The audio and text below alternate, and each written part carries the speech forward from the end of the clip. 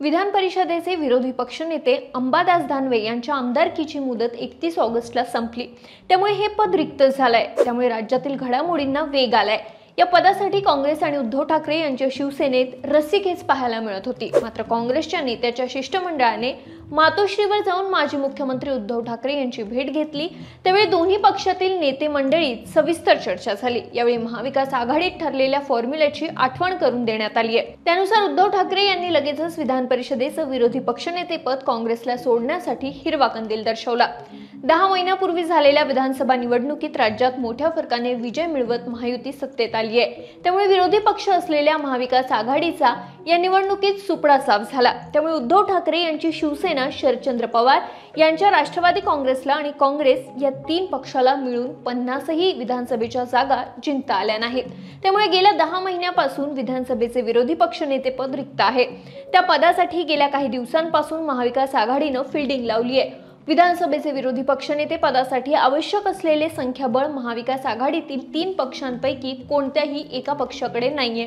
त्यामुळे गेल्या एकही दिवसापासून उद्धव ठाकरे यांच्या शिवसेनेचे आमदार भास्कर जाधव यांच्यासाठी हे पद सोडण्यात यावं अशी मागणी लावून धरली आहे। मात्र संख्याबळाअभावी हे पद देण्यासाठी महायुती सरकारकडून दिरंगाई केली जाते।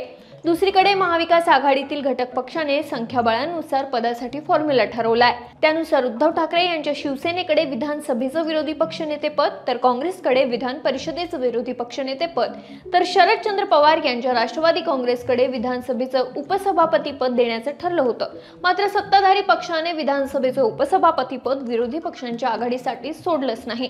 त्या जागी आता अजित पवार यांच्या राष्ट्रवादी काँग्रेसच्या अण्णा बनसोडे यांची वर्णी लागली आहे। दुसरीकडे आता केवळ विधानसभा विधान परिषदेचं विरोधी पक्षनेतेपद रिक्त आहे। त्यामुळे काँग्रेस आणि ठाकरे यांच्या शिवसेनेने दोन्ही पदं वाटून घेतली आहेत। त्यानुसार आता विधानसभेचं विरोधी पक्षनेतेपद ठाकरेंच्या शिवसेनेकडे देण्यात येणार आहे, तर विधान परिषदेचं विरोधी पक्षनेतेपद काँग्रेसकडे देण्याच्या हालचाली सुरू आहेत। त्यामुळे सोमवारी काँग्रेसचे नेते बाळासाहेब थोरात, माजी मंत्री विजय वडेट्टीवार, माजी मंत्री अमित पटेल यांनी दुपारी मातोश्रीवर जाऊन उद्धव ठाकरे यांच्या भेटीवेळी त्याची आठवण करून दिली।